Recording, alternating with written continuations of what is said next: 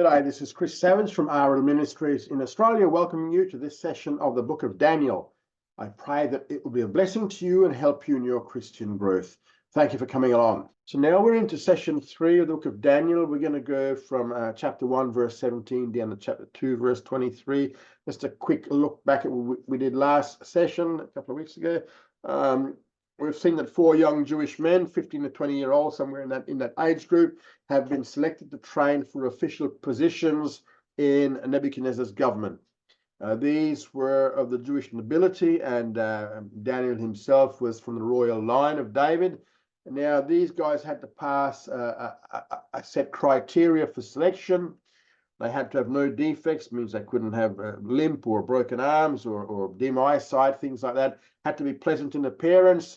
They had to be able to learn quickly and to make distinctions and proper decisions. So they had to have some street smarts about them. They had to have a quick mind and able to understand science. Now, what were they going to be taught? They were going to be taught the learning of the Babylonians, and that included the science and all areas of the Babylonian occult system. They had to learn the language of the Chaldeans, which was Aramaic. And also we saw that the king appointed them food from his own supplies, if you like, from his own table. So they were going to eat what he eats. So they were really well looked after. They're going to be groomed for 3 years, and then they're going to be examined to see whether they've passed a test or not. Now, each of these men were given new names. Their Jewish names reflected aspects of Jehovah, the God of Israel, but now their names would be changed to reflect the gods of the Babylonians. Now we know that changing of names did not influence them internally, because they still refused to eat the king's food, because they say, or according to them, well, it was not fit according to Mosaic law. The food wasn't kosher food, okay? And also the food had been used as worship of Babylonian gods. So these 4 young men refused the wonderful food that was an offer to them, and they decided that we'll just eat fruit and veg, virtually fruit and veg. So their diet is going to be different to all the others, yet they're going to be found to be in better shape than all the others. So the principle that we learn here is obedience is certainly better than disobedience. Okay, so let's go into chapter 1, verse 17. Here we're into this section where we see the blessing of Daniel. This goes from verse 17 to verse 21. Now, as for these 4 youths, God gave them knowledge and skill in all learning and wisdom. And Daniel had understanding in all visions and dreams. And at the end of the days which the king had appointed for bringing them in, the prince of the eunuchs brought them in before Nebuchadnezzar. And the king communed with them, and among them all was found none like Daniel, Hananiah, Mishael, and Azariah. That's their Jewish names. Therefore stood they before the king. And in every matter of wisdom and understanding concerning which the king inquired of them, he found them 10 times better than all the magicians and enchanters that were in all his realm. And Daniel continued even on to the 1st year of Cyrus. Now, here we have the blessing of Daniel and his 3 friends. In the first part of verse 17, we learn how they developed. All 4 of them developed knowledge and skill in the areas of learning and wisdom. Now, learning has to do with acquiring knowledge, while wisdom is the ability to use that knowledge properly. So all 4 of them developed these skills. But for Daniel, there was something over and above this which was not true of the other 3. In the second part of verse 17, it says that Daniel had understanding in all visions and dreams. So if someone's dream or vision was significant, then Daniel would understand how to interpret it. But the other 3 would not. They didn't have this particular gift or ability. So again, we see how Daniel stands above his friends, and God blessed him in a unique way. So this one statement in verse 17 really now sets the stage for the entire book. as we're going to see him using this gift of interpreting dreams and visions. In verse 18, we see that after 3 years of training, we read of their appointment to the king's service. So at the end of the days which the king had appointed, they're now presented by the prince of eunuchs before King Nebuchadnezzar. And from this point on, the prince of eunuchs would no longer have any authority over them. This had been a temporary authority during their training period.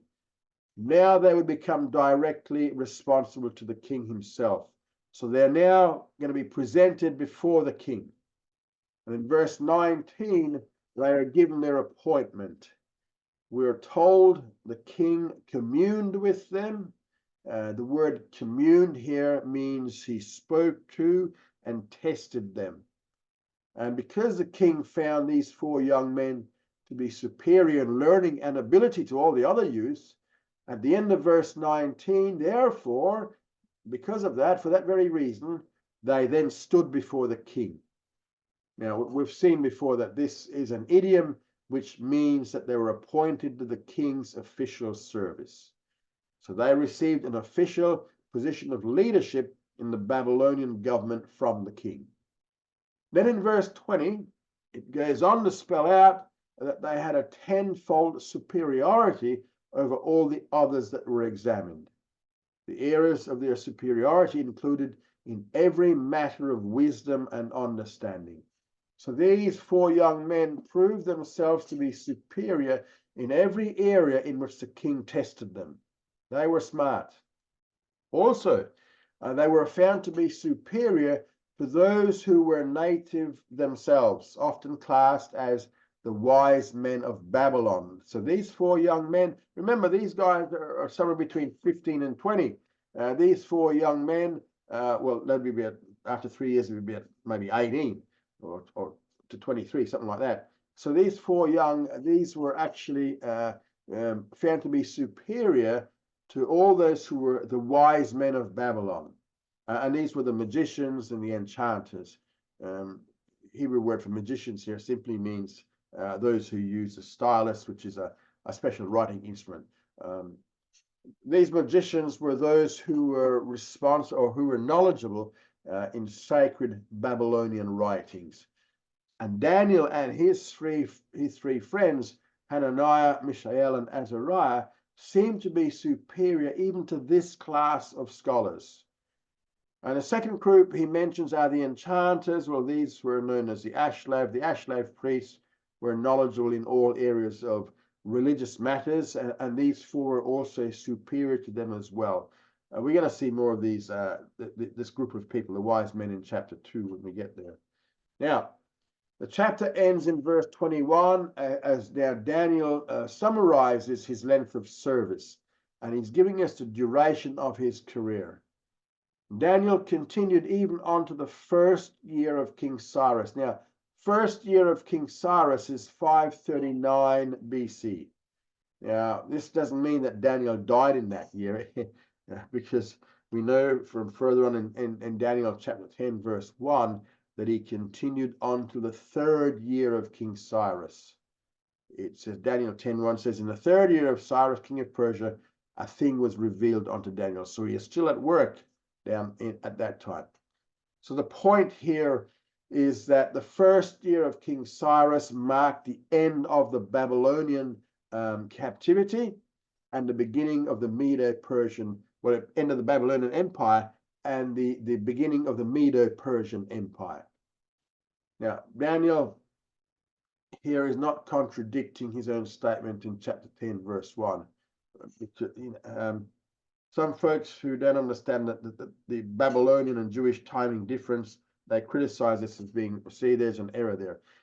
Daniel is simply pointing out that he continued in some official royal position throughout the entire duration of the 70-year Babylonian captivity and beyond.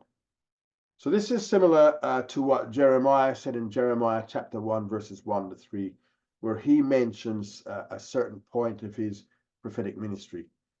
Yet we know that later in his book, he went beyond that. Okay. Now, each of these historical chapters provides certain lessons for the main theme of the book. Now, remember, the main theme of the book of Daniel is the times of the Gentiles.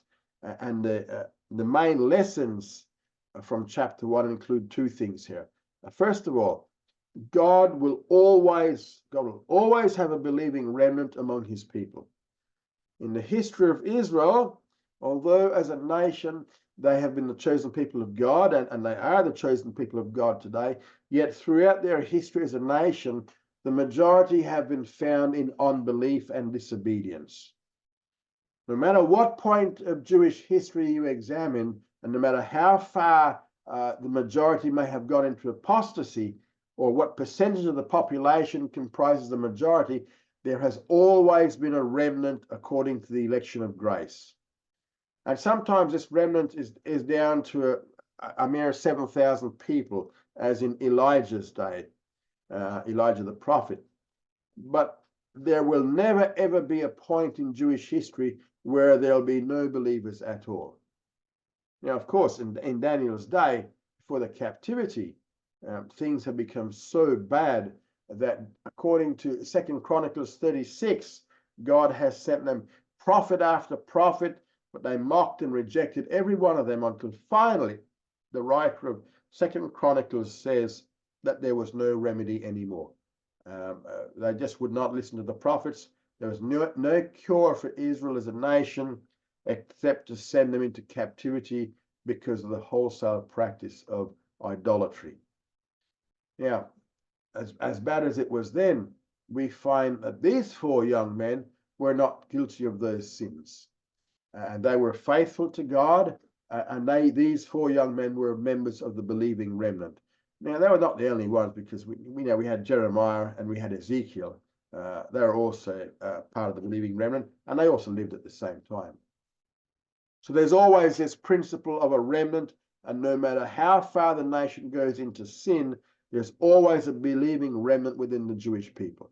And today, the Jewish believers in the Messiah, they are the remnant of Israel today.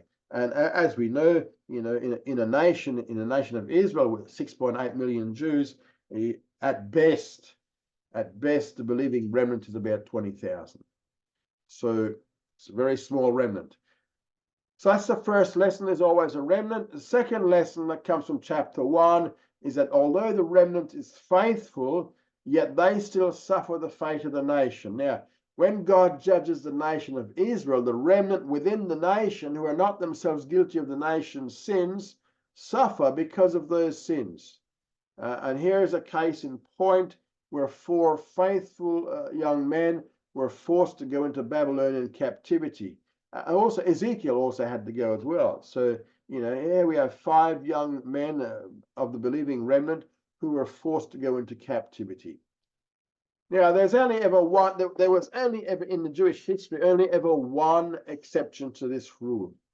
And that was the AD 70 destruction. Because of the uniqueness of it, and this is dealt with in the study that we did some time ago called The Life of Messiah. It's on YouTube.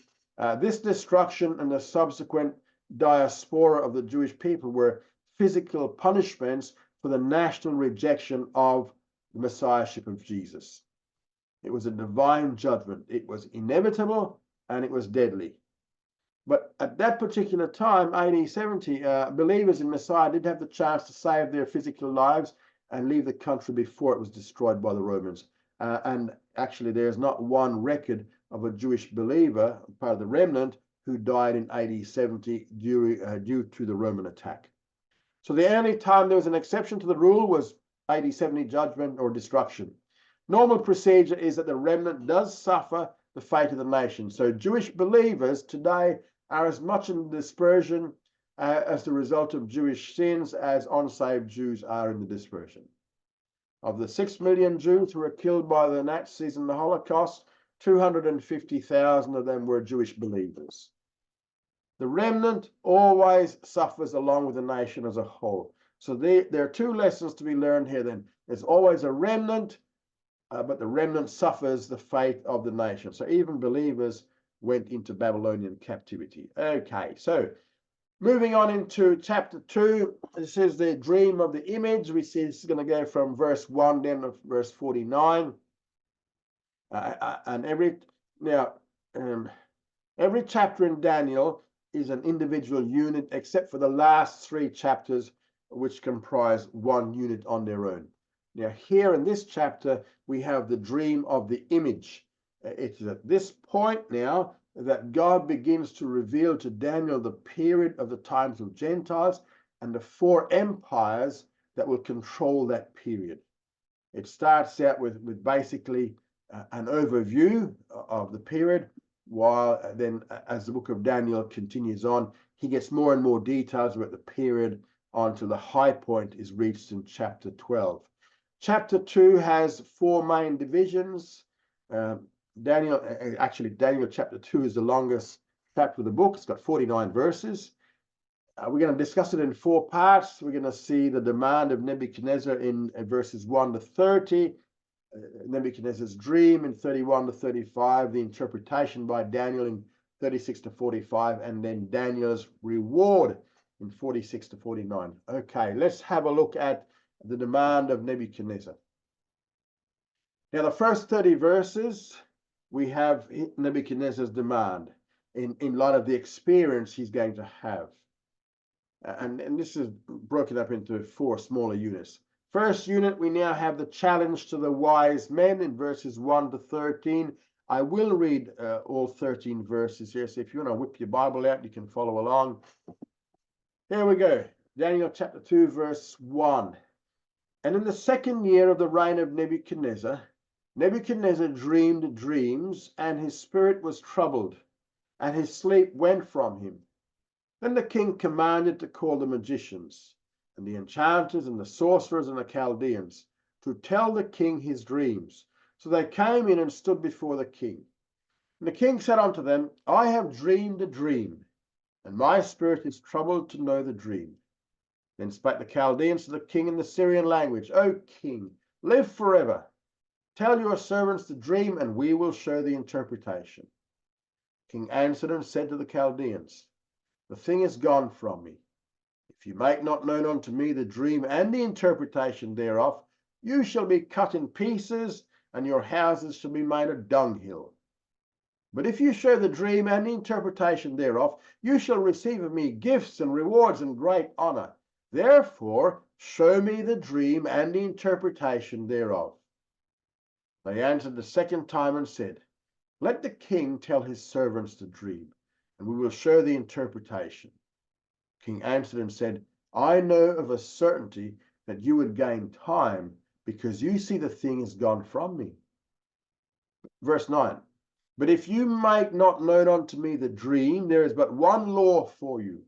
For you have prepared lying and corrupt words to speak before me till the time be changed. Therefore, tell me the dream, and I shall know that you can show me the interpretation thereof. Chaldeans answered before the king and said, there is not a man upon the earth that can show the king's matter. For as much as no king, lord, or ruler has asked such a thing of any magician or enchanter or Chaldean. And it is a rare thing that the king requires, and there is no other that can show it before the king except the gods whose dwelling is not with flesh. For this cause the king was angry and very furious, and commanded to destroy all the wise men of Babylon.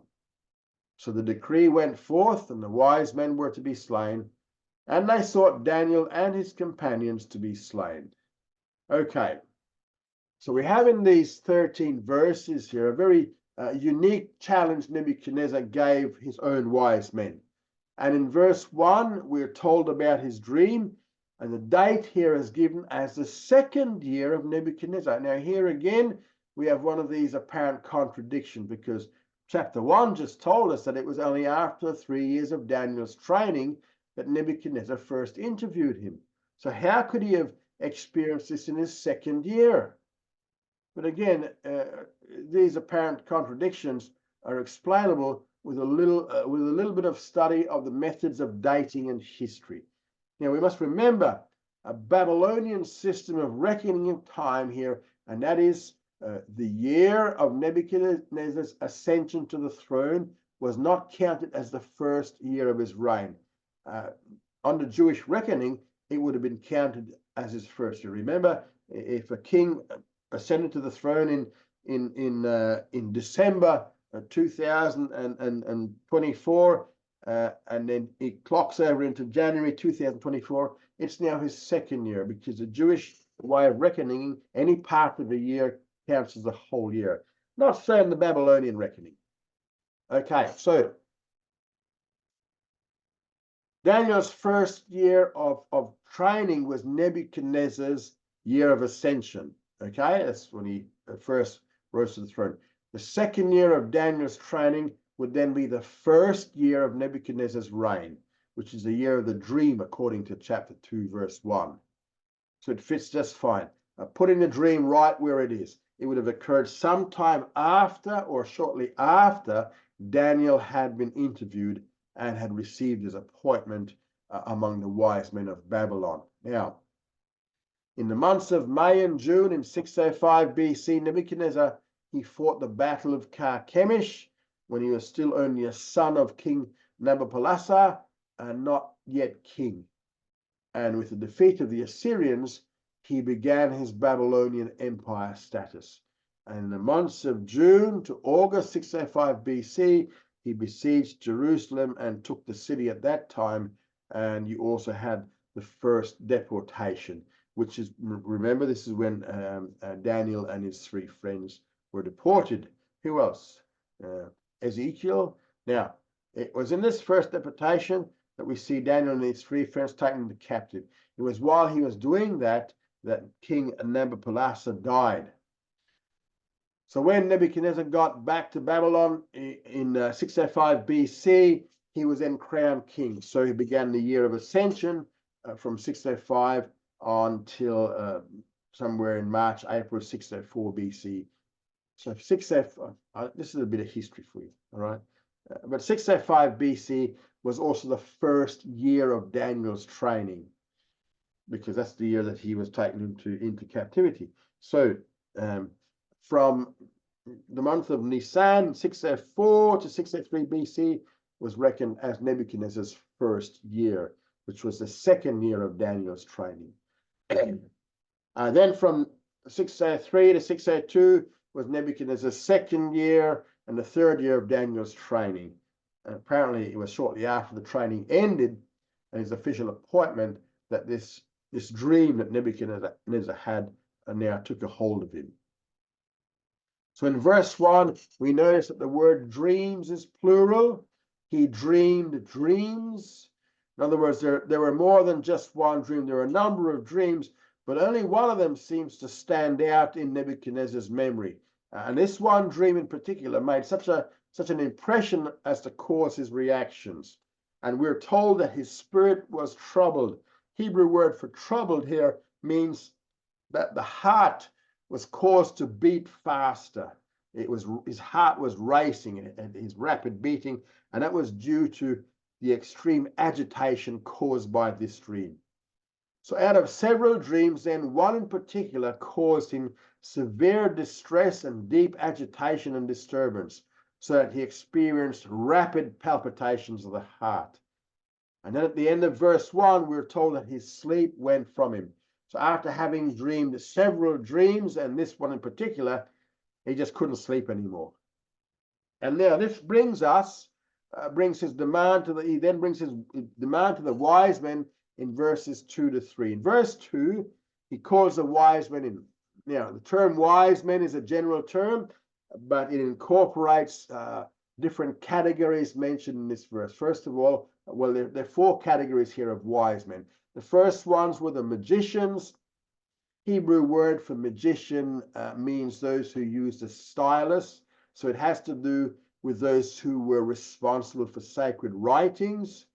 These were magicians who were learned in their sacred Babylonian writings. So that's the first group. Second group was the enchanters. This means it's those who practice incantations. And these were a special category of priest who practice incantations and astrology. They worship the stars from which they claim to receive visions. And they use the stars in their astrological charts to determine prophecy and the future. Third group was the sorcerers. Well, these men practice sorcery. It means they're in constant contact with the occult, demonic world. Fourth group was the Chaldeans. Now, Daniel uses the word Chaldeans in two ways. In one sense, it refers to their nationality, in which case it means the same as the Babylonians. But at other times, he uses it to denote a special class of wise men, as he does here in this verse 2. These particular wise men were of a special class, but they had Babylonian nationality.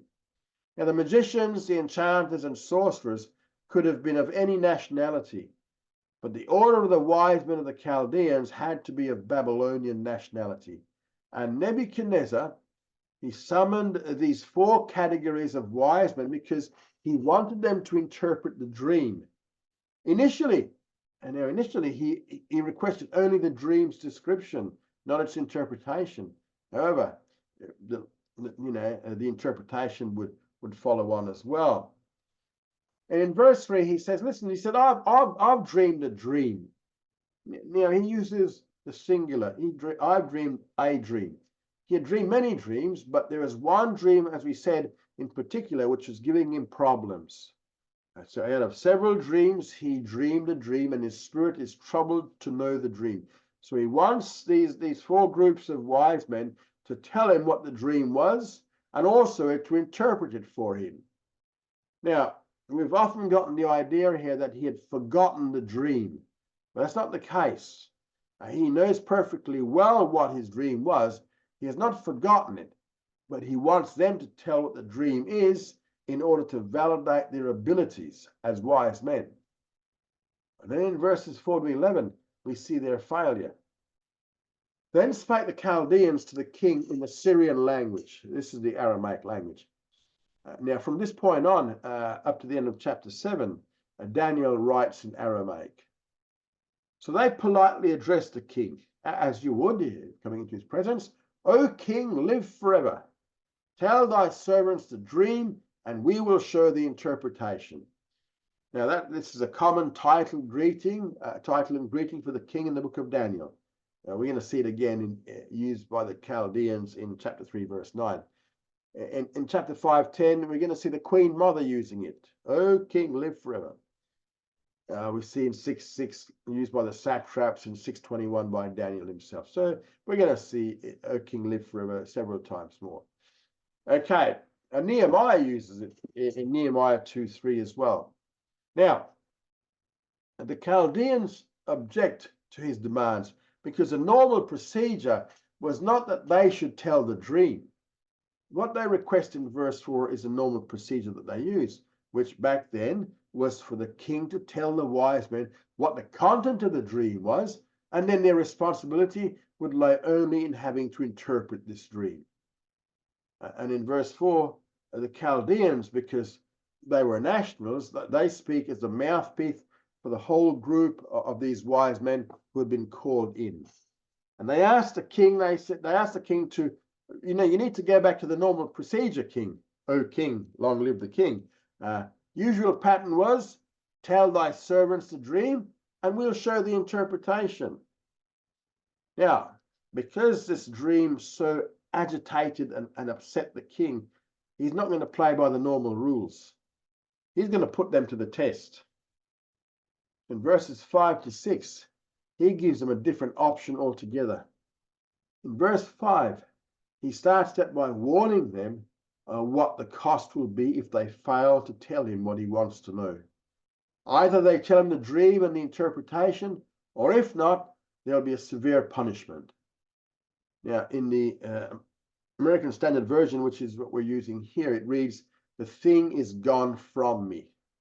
And then if you look at the King James Version, it reads in this verse, it gives the impression in the King James that the king had forgotten the dream, but that's not so. In the Aramaic, which is the language being used here, The expression "the thing is gone from me" means the matter or the thing is certain with me. It's fully determined with me. Virtually, my decision is firm, right? My decision is firm. You've got to tell me the dream. In other words, what he's saying in this phrase is, I've not forgotten what the dream was, but I've made a decision and there's no changing in my mind about it. I'm determined to carry out and to do exactly what I say. So what is it that he's determined to carry out? If they fail to tell him the dream and the interpretation of it, they'll be cut in pieces. And this means that they'll be executed by being hacked to death, cut to death. Not only that, your houses shall be made a dunghill. And that means your houses would become public outhouses. Now, this is a common punishment in the ancient world. A man would build a nice house in order to leave it as a memorial of himself. But for these wise men, if they failed to carry out the king's command, their houses would be turned into public outhouses. 2 Kings 10:27 gives us an example of that. Now, in this verse, in verse 6, if they succeed, excuse me, if they succeed, then you shall receive of me gifts and rewards and great honor. But to obtain these, they need to tell Nebuchadnezzar both the dream and its interpretation. And then in verse 7, we find a second response of the Chaldeans, which is only a repetition of the first. All they can do is remind the king that, you're not following the normal procedure, King Nebuchadnezzar. This is not the normal procedure. For the second time, they say, let us follow the normal procedure. Normal procedure is for you, king, to tell us what the dream was, and then we'll know how to interpret it. Now, this now opens the way for the king to tell him in verses 8 to 9 what his suspicions about them have been all along. In verse 8, he accuses the wise men of trying to gain time. I know of a certainty that you would gain time because you see the thing has gone from me, because you know the thing is certain with me. No, he doesn't say that he has forgotten the dream here. He knows the dream, but he's determined that this is the way the game's going to be played. Okay? You've got to tell me my dream. The king's mind is fully made up here. My decree of execution is certain. It will be upheld. So these wise men now know that the king's mind is fully made up and that he realizes that they're only stalling for time. You would have me tell you the dream in order to gain time so you can avoid my decree. That's what he's telling them. And in verse 9, the king challenges them to prove their veracity. But if you make not known unto me the dream, there is but one law for you, which was to be cut up into pieces, and their houses defiled as public outhouses. Now, he accuses them of already consulting among themselves to speak deceitfully before the king. He accuses them of collusion so that they could pretend to make up an interpretation. Once they know the dream, they would just wait till the time be changed. This means they'd wait until all of this just blew over, and then the king would forget about it. But why is the king so insistent upon them telling him the dream and its interpretation? Why does he persist in getting away from the established protocol? The end of verse 9 tells us, tell me the dream, and I shall know that you can show the interpretation. Now, they could make up any interpretation they fancied once they knew what the dream was. But how would King Nebuchadnezzar then know if the interpretation was valid or not? He wouldn't. So if they could tell him what the dream was, and only the king knew what it was, if they had real powers from the occult, and all of these magical abilities they had been claiming for themselves, then they should be able to tell him. He knew what the dream was. He's just testing him to see, with all their magic stuff and all their occult connections, whether they can tell him the dream. If they could truly do that and spell out its secret, then and only then would he trust their interpretation. And then that leads us to verses 10 to 11, to the third response to the Chaldeans, the wise men. In verse 10, They tell the king this is an impossible request. There's not a man upon the earth that can show the king's matter. Furthermore, they say no one had ever requested such a thing before. It violates Babylonian traditions. No king or lord or ruler had ever made such an imposition before. It's just not heard of. In verse 11, they say it is a rare thing that the king requires. So in a polite way, they're accusing him of being completely unreasonable in this whole thing. No one is able to do what you're asking except the gods, and the gods do not dwell with flesh. So what they're saying is never before had an interpreter of dreams been asked to reconstruct the dream itself. Only gods could reveal its content, yet they're saying they did not live among people. So the wise men openly admitted that human wisdom and occult powers are incapable of conveying divine revelation. Presumably here, the exclusive domain of these astrologers was communication with the spirit world and pagan gods. Yet here, they're actually admitting that they were incapable of doing the exact thing they claimed was their art, and that was communing with the spirit world. In essence, they admitted to being frauds who had been deceiving the king with their prior announcements. Their reaction only results now in the king's decree being issued in verses 12 to 13. First of all, in verse 12, we have the command. The command is to destroy all the wise men of Babylon, which is all of the wise men in all their categories in the Babylonian school of astrology were to be executed because of their failure to tell the king what his dream was and to interpret it for him. Now, the disposition of Nebuchadnezzar was that he was angry and very furious, to the point he was so angry and furious, he was about to destroy all the leading men of his own empire. Nebuchadnezzar commanded that the entire body of magicians, enchanters, sorcerers, and Chaldeans be executed because they had failed him. And to give validity to the command of verse 12, an official royal decree is now issued in verse 13. And the decree makes his command official. It puts it into writing. All the wise men of Babylon are to be killed. So he's about to wipe out the entire Babylonian school of astrology for which Babylon was so famous. And this meant that Daniel and his three friends would also be included because from the Babylonian perspective, they were members of the Babylonian school of astrology. Now, the thing we should remember is this, that King Nebuchadnezzar did not have a lot of spiritual insight. So when he realized at the end of chapter 1 that Daniel and his three friends had a lot of unique skills, he assumed that they were superior wise men of the Babylonian school of astrology. And the positions he gave them involved them in this school.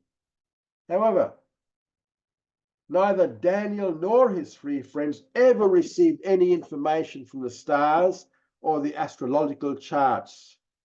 Under Mosaic law, all of this was forbidden, and so they would have resisted any involvement with it, as they had by not eating the king's food back in chapter 1 that had been provided for them during their training. But as far as Nebuchadnezzar was concerned, they were merely superior astrologers or wise men of Babylon who were in touch with the stars and the occult, just like all the rest of them. So when this decree was issued to destroy all the wise men of Babylon, this would have included Daniel and his three friends. So a warrant is now out for all four of them to be arrested, and this now leads to Daniel's plea. We see Daniel's plea in verses 14 to 16. Then Daniel returned answer with counsel and prudence to Arioch, the captain of the king's guard, who has gone forth to slay the wise men of Babylon. He answered and said to Arioch, the king's captain, "Wherefore is the decree so urgent from the king?" Then Arioch made the thing known to Daniel. And Daniel went in and desired of the king that he would appoint him a time, and he would show the king the interpretation. So when Arioch, the chief officer of the executions, comes to Daniel, Daniel raises a question in verses 14 to 15, already showing his wisdom. Daniel was unafraid to approach Arioch here, the chief of the executioners, and he did so with tact and discernment. He approaches Arioch in a correct and courtly manner. So Arioch was a captain of the royal guard who had been charged with carrying out the executions. And in the judicial system of the ancient world, the captain of the king's guard also doubled as the king's official executioner. And that is why Arioch was now gone forth to slay the wise men of Babylon. But Daniel approaches him as he's being arrested and asks questions. He says, why is this decree so urgent from the king? And in verse 15, Arioch tells him the whole story. Now, of course, Daniel and his three friends, being rather young guys at this point, somewhere between 18 and 23 or thereabouts, they were not yet fully or not yet officially of high enough rank to have accompanied the wise men when they'd been called in before Nebuchadnezzar. These guys were just kids or young men, so they were left out. Although they had not been present, they still fell under the ban of the decree. So that's why Daniel had to ask, because he started making a request, because I don't know what the heck's going on. And in verse 16, we find Daniel making a request that the king of Babylon would grant him an appointment. I just want a meeting with the king at a specific time when he would then show him the dream and the interpretation. I mean, this is a bold statement by Daniel here. The interesting thing about Daniel in this verse is this. While the wise men were asking for time, Daniel is not asking for extra time. He's asking, I need to have an appointment with the king. Can you please make an appointment? And the word time here is used in the sense of a specific appointment. I need to have a specific time to speak with the king. He says if he can be granted this appointment, then he'll be able to tell the king what he wants to know. Now, as far as we know, so far in the book, nothing in the book of Daniel up to this point actually tells us that he had received any direct revelation from God. Yet he has the faith now to believe that God is going to reveal him the dream and its interpretation. All he needs is that appointment with the king. Now, of course, Daniel doesn't know the dream. Neither did he have any human means of gaining any knowledge of what the dream was, let alone its interpretation. But thankfully, the king grants a specific appointment, and Daniel gains a temporary state of execution for all of them. And by this one act, Daniel actually saved the lives of all the Babylonian wise men of the entire school of Babylonian astrology. Now we come to Daniel's prayer in verses 17 to 23, and we look at his petition in the first two verses here, 17 and 18. Then Daniel went to his house and made the thing known to Hananiah, Mishael, and Azariah, his companions, that they would desire mercies of the God of heaven concerning the secret, that Daniel and his companions should not perish with the rest of the wise men of Babylon. So, verse 17, he goes to his three friends who had gone along with him over the issue of food in chapter 1, and he told them the whole story. Guys, we need to get together to pray and ask God regarding this. Purpose of the group prayer in verse 18, to plead or desire the mercy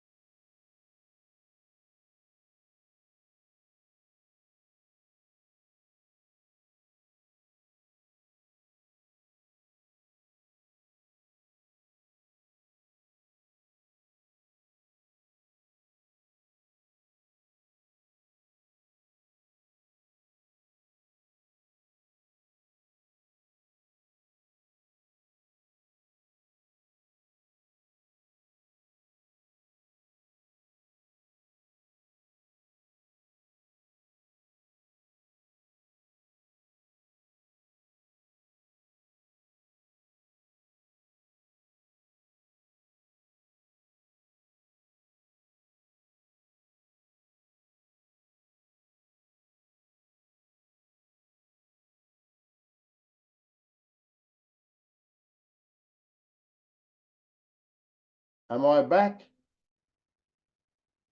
Can someone just type me a message to tell me if I'm back? Okay. Am I good to go? Yes. Yes. Okay. Wait. Here we go. Okay. So Daniel and his friends asked God for mercy concerning this secret. This is meaning the dream. Okay, so now in verse 18, we see another important thing to notice is the way God is referred to here. He's referred to as the God of heaven. Now, this title is primarily used in the books of the exile or the post-exilic period. We see quite a few of them there. We hardly find it used prior to Babylonian captivity. Now, before that, it only appears in Genesis 24:3. Genesis 24:3 and Genesis 24:7. So why do we have this sudden change? Well, because from the time that Israel had built the tabernacle in Exodus 40 until 605 BC, when the Babylonian captivity began, God had resided all that time in a visible way within the Holy of Holies, first in the tabernacle and later in the temple. So the Shekinah glory, which is the visible manifestation of God's presence, resided or dwelt in the land in Jerusalem in the Holy of Holies within the Jewish temple. But just before the Babylonian destruction of Jerusalem, the Shekinah glory departed from Israel. Now, Ezekiel, in Ezekiel chapters 8 to 11, shows how the Shekinah glory had left the people of Israel in 4 separate stages. It first came out of the Holy of Holies and sat over the very door of the temple building. Stayed for a while, waiting for Israel to repent. They didn't repent. It moved to the door, over the door of the temple, to the outer eastern gate. Waited for a while for Israel to repent. They didn't repent. And then it moved further east to the top of the Mount of Olives, where it stayed for another period of time, waiting for Israel to repent. They didn't. So Israel failed. Shekinah glory then returned to heaven. So this is what permitted the temple to be destroyed shortly after. The Shekinah glory that came down in Exodus 40 departed in Ezekiel chapters 8 to 11. So now, Shekinah glory has departed Israel. God is no longer God in the land, but he's now the God of heaven. And Daniel uses that expression quite extensively because the Shekinah glory had departed from the people of Israel. Also, the expression of God of heaven is used in contrast to the situation in which they now find themselves. They are now part of the Babylonian school of astrology, with which all the Babylonian wise men were associated. But while all the other wise men were worshipping the stars of heaven and trying to determine the future by studying their charts and stuff, Daniel and his 3 friends, they did not resort to the stars for help, but rather they turned to the one who created the stars, the God who is in heaven and who created all that is in the heavens and the earth. So now their specific request is that Daniel and his 3 friends do not perish with the rest of the wise men of Babylon. We see the revelation in verse 19.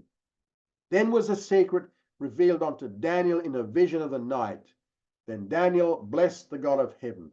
So their prayer is answered and they receive the revelation. So God does reveal to Daniel the secret, both the content of the dream and the interpretation. Then was the secret revealed unto Daniel in a vision of the night. Then Daniel blessed the God of heaven. So the secret was revealed in a vision, in contrast with a dream, like Nebuchadnezzar had in verse 1. This was much more significant. It was not revealed to him the moment he prayed, but in a vision of the night some time later that evening. And in this vision, God revealed to Daniel what the king's dream was and its proper interpretation. Now Daniel blesses the God of heaven. Any other Babylonian wise man would have blessed the stars of the heavens, but Daniel blesses the God of heaven. In verse 20 to 23, we see the praise. Daniel answered and said, Blessed be the name of God forever and ever, for wisdom and might are his. And he changes the times and the seasons, he removes kings and he sets up kings. He gives wisdom unto the wise and knowledge to them that have understanding. He reveals the deep and secret things. He knows what is in the darkness, and the light dwells with him. I thank you and praise you, O you God of my fathers, who has given me wisdom and might, and has now made known unto me what we desired of you. For you've made known unto us the king's matter. Okay. Daniel now expresses his praise. Now, you just think, how often do we pray and after receiving the answer are not faithful in praising God for answered prayer? But Daniel, he wasn't. Daniel prayed, his prayer request was granted, and he doesn't fail to praise God. Now, much of what he says in his prayers shows his knowledge of the Old Testament that had been written thus far. Every verse in this prayer has a connection and relationship back to other sections of the Old Testament, telling us several things about the God of Israel. In verse 20, he emphasizes the omniscience and omnipotence of God. He says, "Blessed be the name of God forever and ever." For two reasons. They are because wisdom, which is omniscience, and might, omnipotence, are his. So every part of his prayer has parallels elsewhere in the Old Testament. What he says in verse 20, we see parallels in 1 Chronicles 29:11, Job 12, verse 13 and 16. Then in verse 21, he talks about the sovereignty of God, and he changes the times and the seasons. He removes kings and sets up kings. He gives wisdom unto the wise, knowledge to them that have understanding. God has unlimited control over seasons and times. He sets up and he casts down kings. The God of Israel controls the affairs of human government in every nation. He controls the kingdoms of men. Daniel explains the revelation regarding the dream of Nebuchadnezzar made to him as announcing great changes in the kingdoms of the world and revealing God as the Lord of time and of the world in their developments. The fact that he gives wisdom to whomsoever he wills shows that he is sovereign. He distributes his gifts. He confers various political offices on this one and that one. He determines who will rule, who will not. The leaders we have today have been put there by God himself. Now, while he may use various means like the election process, which we use here in Australia, whoever is elected is the one God has chosen to rule for that space of time. We see parallels to this verse in 1 Chronicles. You see them there on the screen, 29:12, Job 12:18-21, Psalm 31:15, Psalm 75:6-7. Now, verse 22. Daniel now emphasizes that God is the God of revelation. He reveals the deep and secret things. So he's the God of revelation. And so he reveals, as he has just done to Daniel, the secret things that went on in Nebuchadnezzar's dream. They were hidden. They were inside his mind. And God knows what is in the darkness, and light dwells with him. So he alone determines what is to be revealed or concealed. And because the light resides with him, he's aware of everything that exists, even in the deepest darkness. And the parallel scriptures here would be Job 12:22 and Psalm 36, verse 9, and Psalm 139, verse 12. His prayer now ends in verse 23 with the praise of God. I thank you and praise you, O you God of my fathers, who has given me wisdom and might, and has now made known unto me what we desired of you. For you have made known unto us the king's matter. The specific thing he praises God for is the revelation that has now been given to him. In the English translation, it says, I thank you. But in the Aramaic words, you or ye are in the emphatic position.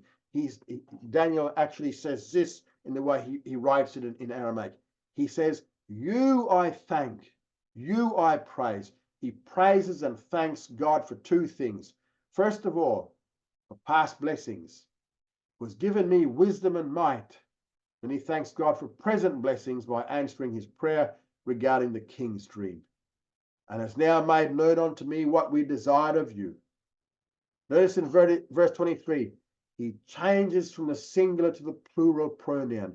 You have given me wisdom and made known unto me what we desired of you. What we, the four of us, have prayed for, you have made known to me.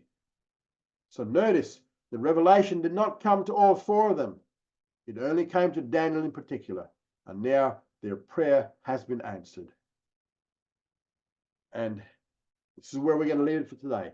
Study hard and grow strong. Thank you for coming along.